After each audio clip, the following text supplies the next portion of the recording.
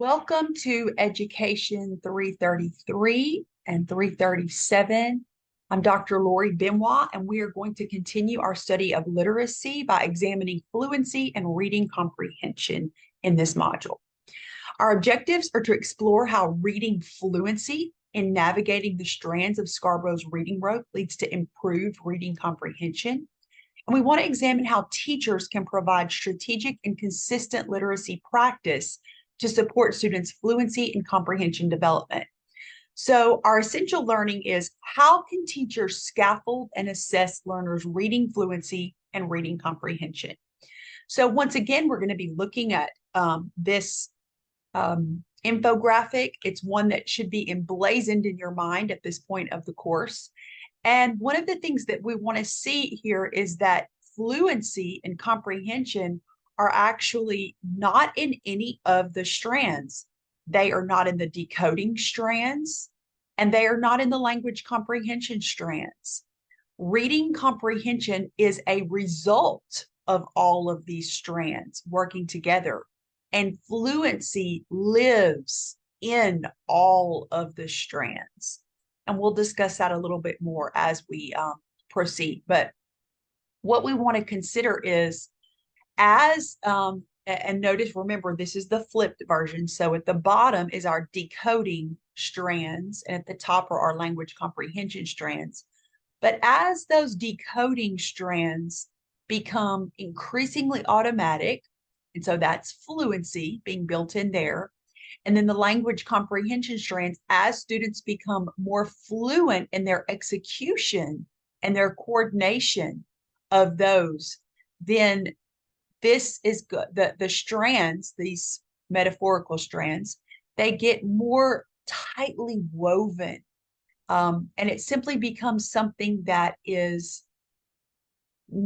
it's almost effortless for those skilled readers. And that's our goal. That's what we want it to be for them. This is where we realize and we know and we understand that they have greater comprehension overall. And that's what we're looking for in our skilled readers. So the National Reading Panel defines reading fluency as the ability to read text with the appropriate rate, accuracy, and prosody. Reading fluency depends on well-developed word recognition skills that are acquired through systematic, explicit instruction in phonemic and phonological awareness and phonics. Strong language comprehension skills also support reading fluency. So that's why the two the two bands, or the two ropes, so to speak, the language comprehension and the decoding, that's why they both contain elements of fluency. As a student's decoding automaticity increases, reading fluency increases. So that automaticity, that's just a fancy word. I have trouble pronouncing it, obviously, but it becomes automatic. If we were athletes, we would be calling this like muscle memory. It's when they just get in the zone and they are able to perform without putting so much effort into thinking about what they're doing. And so that's what we want for our skilled readers as their fluency develops.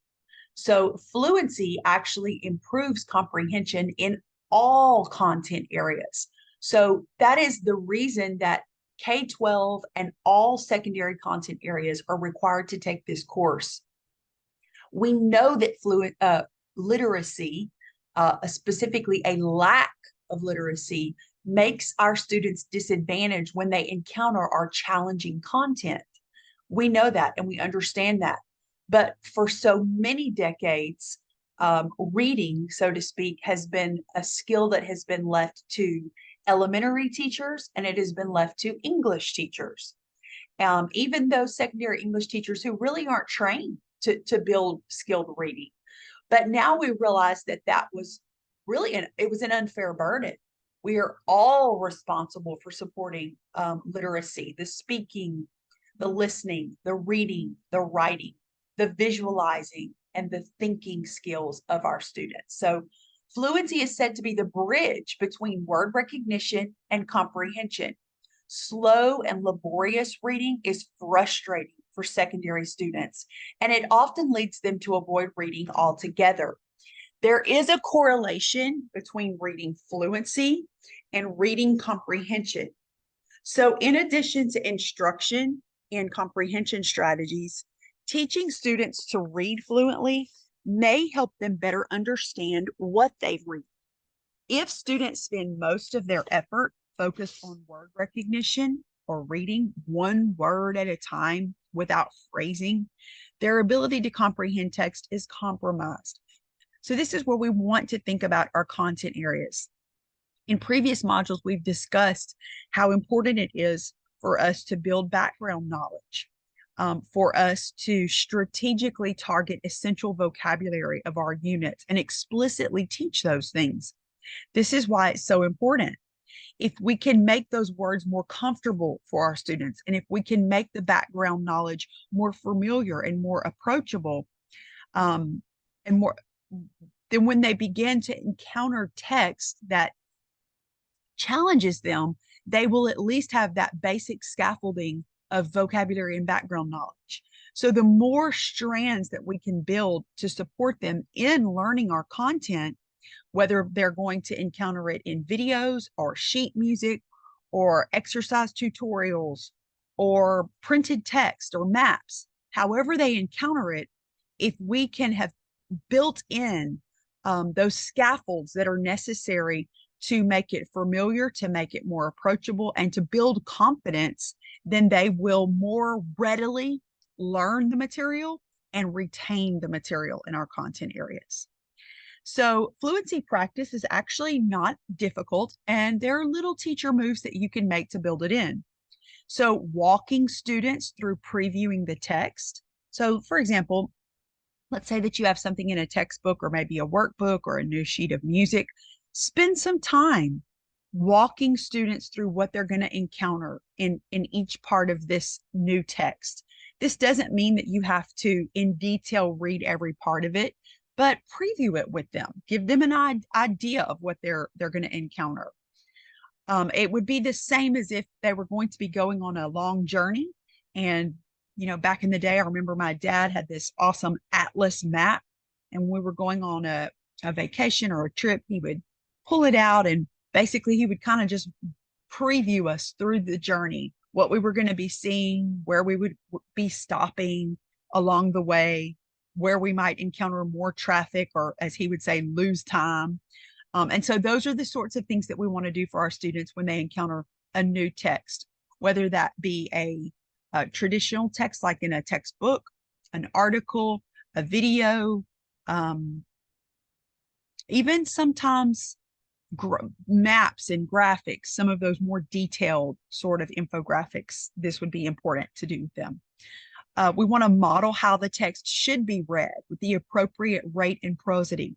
So read a little bit of it for them. Some of the best ways I've seen this is a teacher would read a paragraph and then she would pull a popsicle stick and it would have the name of a student.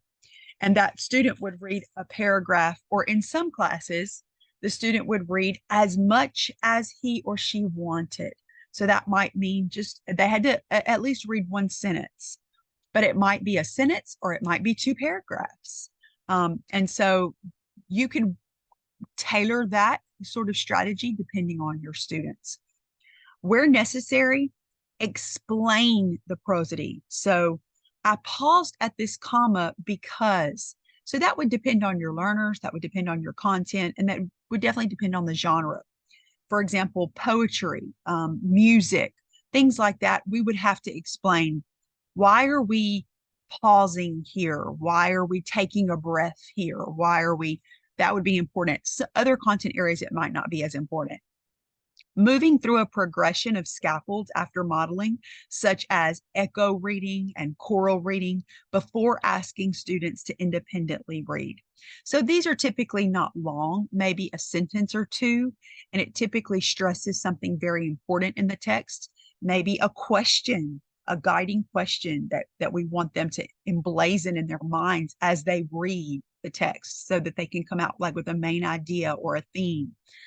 Could be one of the reasons that we would use echo or choral reading. Conducting 3 to 4 reads of a passage to ensure students are building their sight word recognition is important. especially when it is a dense text. Doing that level of close reading is very important. And we would always want to do this with a purpose. So perhaps the first time would be just to preview it. Maybe the second time we would be annotating for specific things. So let's say that they're going to be comparing maybe two different perspectives. The first read through, they would be highlighting for the first comparison. And maybe the second read, they would be highlighting for the second perspective or comparison. And so that's how it would be strategic and meaningful for them. Providing frequent corrective feedback to students as they are reading, helping to pronounce incorrect words is also important. This doesn't have to be intimidating. It can just be made a norm in the class, and it's not something that needs to have snickering or giggling with it, but it's just a quick way to help them pronounce the word and then continue on. Moving to timed reading eventually so that students can increase their words per minute. And then lastly, check for understanding questions as students progress through the readings. So these check for understanding questions are typically built into the margins of many of our Tier 1 curriculum. But if they're not built into the Tier 1 curriculum, I recommend that you build them in. So I definitely think that you should have some sticky notes in your own text or some annotated questions in the margin so that you can remember the important questions that we want to ask our students. Make sure that your questions are using all of the range of Webb's depth of knowledge, and we're really getting them to consider those higher order concepts, but making sure that we're starting with some of those level 1 and level 2 questions so that they can build up to that more advanced critical thinking.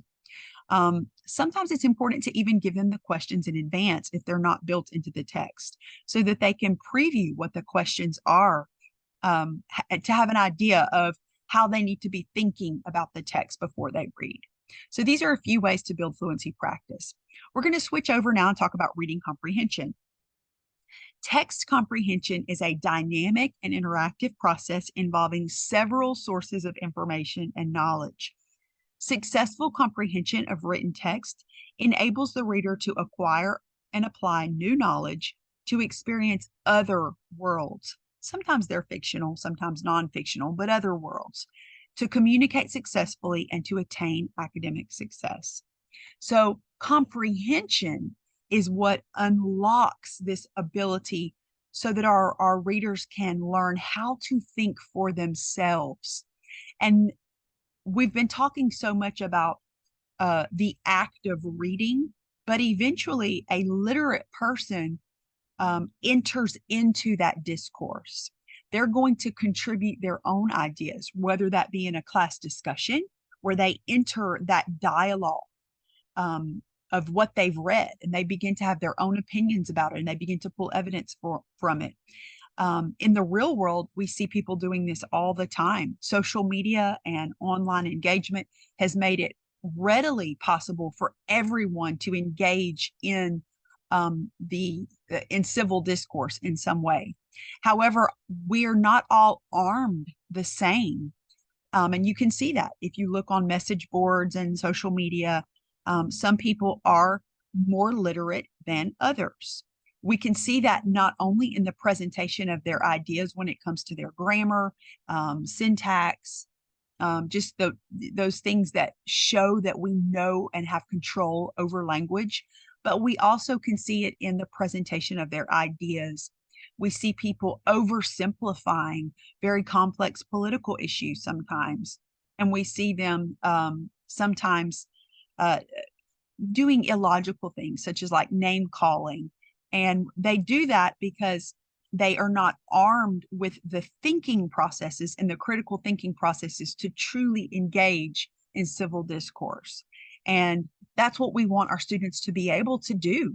We want them to be able to function in the world. We want them to be able to read text that's challenging when they are consumers and when they are voters, so that they can make informed decisions in every aspect of their lives.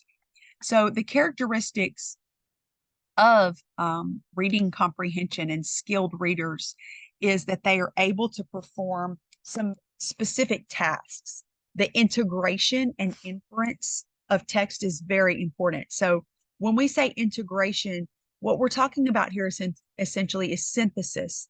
They are able to take information and ideas from multiple sources, and they're able to hold them together in their cognitive space, and to actually see, recognize, and understand multiple perspectives on an issue or multiple contributing factors to an issue. They're able to draw inferences, to make inferences and to draw conclusions based on this multiple forms of data that they are inundated with. We know our learners are inundated with it.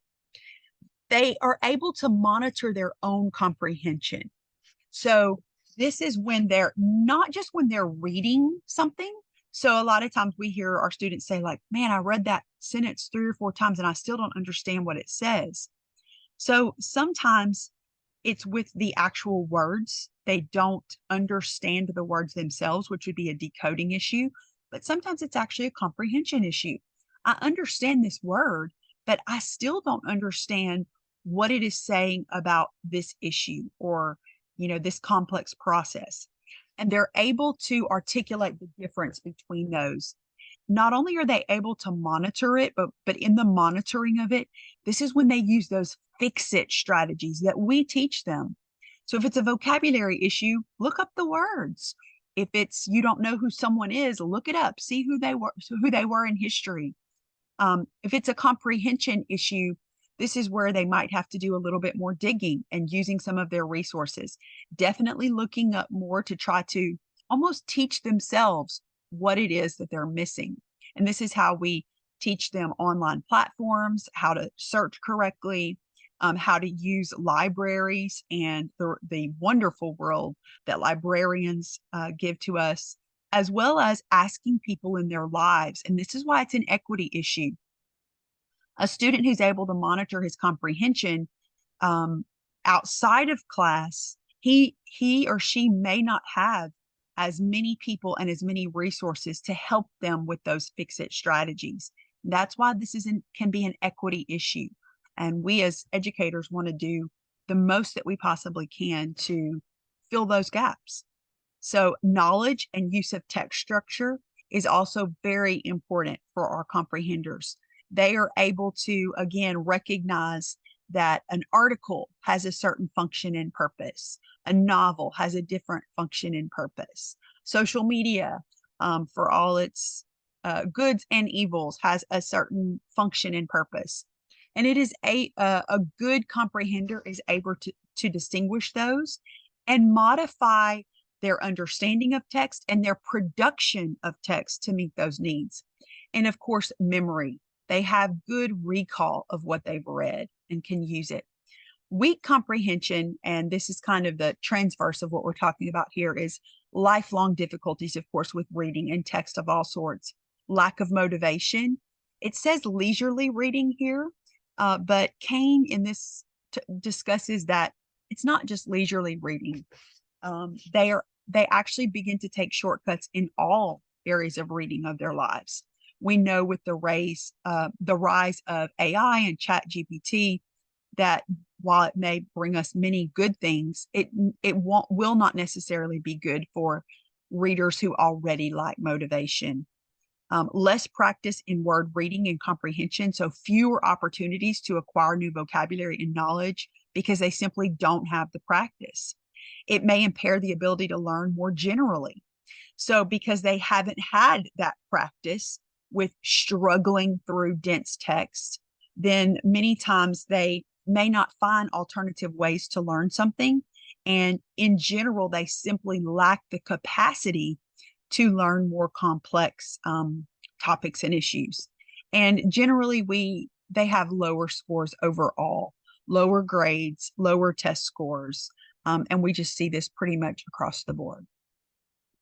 Strong comprehension building is something that we can do. There is no magical wand, but a couple of takeaways are summarizing what has been read, doing this periodically through our study of content, just helping our students learn to sum up what they have comprehended about something, generating questions to monitor comprehension.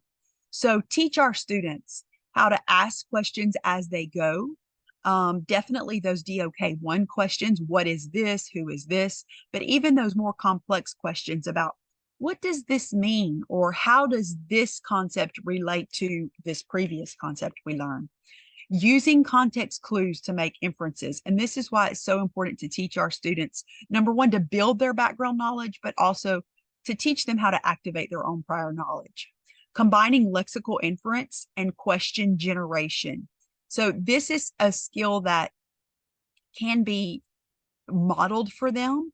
When we talk about lexical inference, this is when we teach them morphemes, they can learn to break words down. So they can learn then at that point to question, does this word mean such and such based on this suffix meanings and this prefix meanings? They can begin to generate those questions and meanings themselves. And then offering several opportunities to communicate to build background knowledge or oral comprehension. So giving them opportunities in our classes to discuss their learning, discuss the content, to work on projects that have them practice it and kind of talk it out, not only with you, the teacher, but with their own peers as well. So reading comprehension instruction is something that can be done in multiple ways. It can be done whole class, as we mentioned, summarizing close reading strategies, building those questions in the margin, use of context clues and discussion techniques. But students who need additional support, and actually all students, they may need even more direct and explicit instruction in small groups, sometimes even one-on-one. So we want to keep that in mind. So for our final thoughts, we want to consider that reading fluency and reading comprehension are very complex processes that require a lot from our cognitive load. There is no one-size-fits-all approach that will build reading fluency and reading comprehension in all students. That's why it's so important that we assess our students.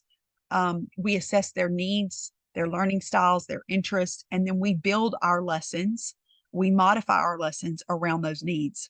However, there are many things we can do to build competency in reading fluency and reading comprehension. In addition to all we have studied in these previous lessons, so I just want you to know this, we will study some specific strategies in the next module, and I look forward to exploring that with you. Thank you. Have a wonderful time exploring more about fluency and reading comprehension with the resources on Moodle.